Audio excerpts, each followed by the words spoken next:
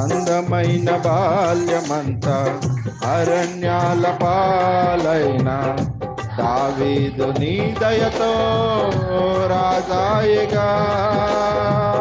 అందమైన బాల్యమంతా అరణ్యాల పాలైన దావీదు నీ దయతో రాజాయగా. నీకే తండ్రిగా మార్చిన స్తుతించిన అరుణమే తీరునా. నీకే తండ్రిగా మార్చిన స్తుతించిన అరుణమే తీరునా.